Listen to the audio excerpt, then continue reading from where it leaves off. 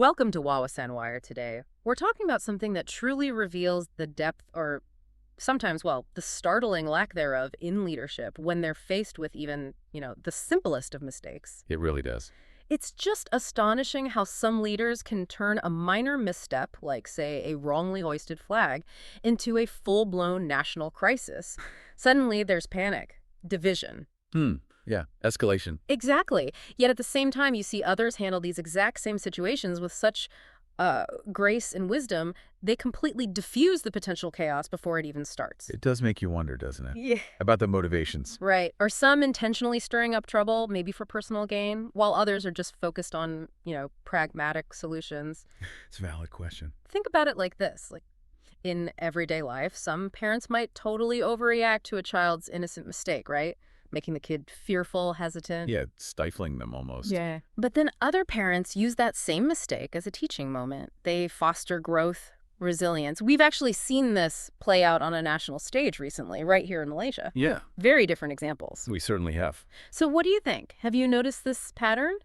How certain issues are handled compared to others? And, how does it make you feel about the direction our country is headed? It's definitely something people are discussing. So today, we're going to explore these recent events around national flag incidents. We'll contrast how a leader over in Indonesia handled an upside-down flag A really interesting case. with the much more contentious reactions we've seen here in Malaysia, particularly from one politician.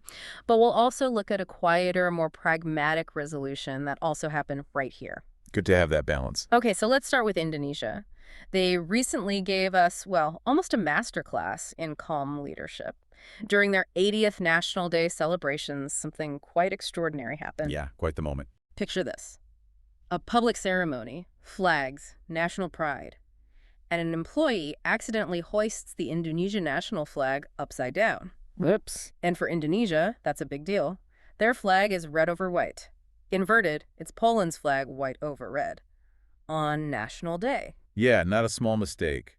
Especially with international eyes watching, it could have been a huge PR disaster. Exactly. But what's really fascinating here is the response from the local mayor. This is the key part. So the employee realizes the error, right? Immediately halts the ceremony, corrects the flag. Very composed, apparently. Quick thinking, which is important. But the mayor's reaction, no anger, no public shaming, no calls for punishment. Quite the opposite, actually. Yeah. The mayor publicly praised the employee, praised them for their quick thinking, for fixing it so swiftly. Emphasized that the quick action prevented a potentially massive embarrassment, especially given the event, National Day dignitaries present. Right. The mayor framed it as an unintentional oversight, said the timely correction was crucial to avoid, the nation being mocked globally for such a basic error during such a big event. And then used it constructively. How so? Well, the mayor turned it into a sort of public service announcement, used it as a chance to gently remind all citizens to be careful when hoisting the flag, reinforcing civic duty, but without blame. Education, not condemnation. It's just remarkable how smoothly it all went down. No public outrage, no calls for heads to roll, no political points being scored. Just a mistake, a correction, and a lesson learned. Quietly managed. It really makes you wonder, doesn't it? If that happened here, would it be as calm? We've seen how differently things can unfold. Which brings us to the contrast. Exactly. Let's pivot to Malaysia. We've seen similar flag sensitivities handled very, very differently, particularly by certain politicians.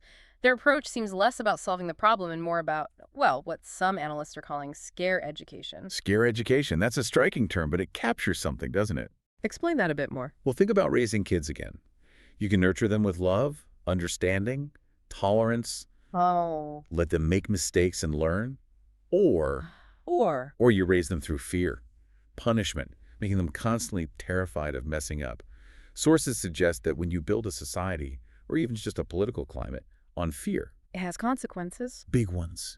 It stifles critical thinking. It kills innovation. People just become too scared to take risks, to try new things, because the consequences for even small errors might be incredibly harsh, out of proportion. And how does that connect to national development? Well, if this kind of fear-based approach gets traction among leaders, it could seriously hold Malaysia back, hinder our openness, our progress.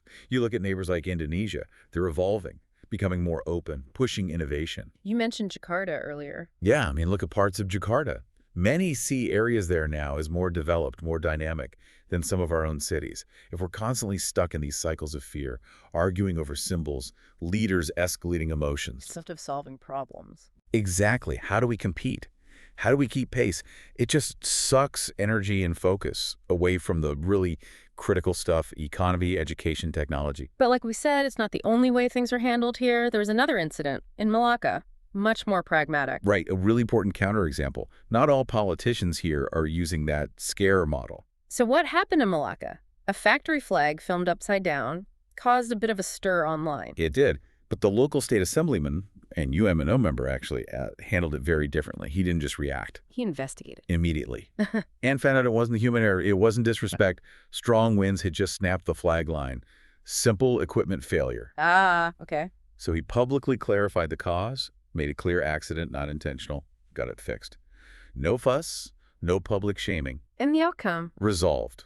Calmly. No social unrest, no big national distraction. It just shows there are different leadership styles right here, even within the same parties. Rational, pragmatic approaches exist. It's a valuable contrast for sure.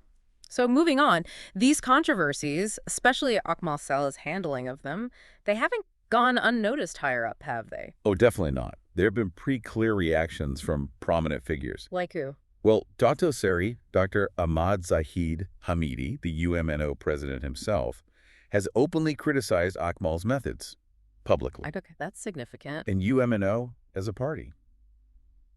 Well, it seems like they're trying to put some distance between themselves and Akmal's more, let's say, contentious actions, maybe a strategic move. And the prime minister. Dato Seri Anwar Ibrahim, too. He hasn't named names, not directly, but he strongly criticized the divisive nature of these flag controversies.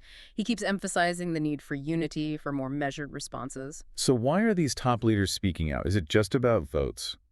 It's likely more complex than just votes, though that's always a factor. I think they see how these issues distract, massively distract. From the big national agendas, economic recovery, cost of living, reforms. You can't focus on that stuff if everyone's arguing about flags or socks. Plus, it risks alienating that vital middle ground. The moderate voters? Exactly. Sources suggest many Malay middle ground voters, you see them on platforms like TikTok even, they really disapprove of this confrontational style. They want stability, progress, not constant fighting. So there's a risk for the government then, if they don't seem to be handling these things firmly. A significant risk. If the perception is that they're hesitant, maybe afraid of losing a certain voter base, they could end up alienating these crucial moderate voters instead. How might that play out? Could mean lower turnout, or maybe voters just get disillusioned. They don't necessarily switch to, say, Perikatan Nasional, but the overall political landscape becomes less stable. It's a tricky balancing act. Rafizi Ramli had an interesting take on this too, didn't he? He did. Very insightful. He pointed out that while, yes, controversy might get a politician noticed in the short term, maybe rallies a specific base. There's a downside. A big long-term risk. You get branded. You become the flag politician. Or, as Rafizi rather pointedly put it, the sock politician. And that's not a good brand. Not really. It trivializes your entire political career. Instead of being known for policy, for achievements, you become this figure associated with minor symbolic flare-ups. It makes it hard to be taken seriously on bigger issues down the line. You become a bit of a caricature. So the overall message seems to be, this needs to stop. Well, the sense of urgency is there. These constant controversies, often blown way out of proportion, are a serious drag on national focus. We need leaders to step up. Seems like it. Take a firm, unified stand, resolve these things decisively, let the nation move forward, focus on, building a better future together peacefully. We need bridge builders, Not people fanning flames over symbols. Precisely.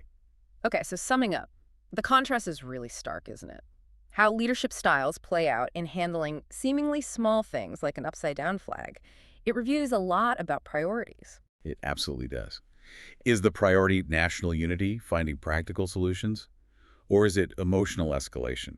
Maybe for other reasons. How leaders react to these everyday things, it really does shape society, its future. It sets the tone. It determines whether we move forward together resilient or get stuck, fragmented.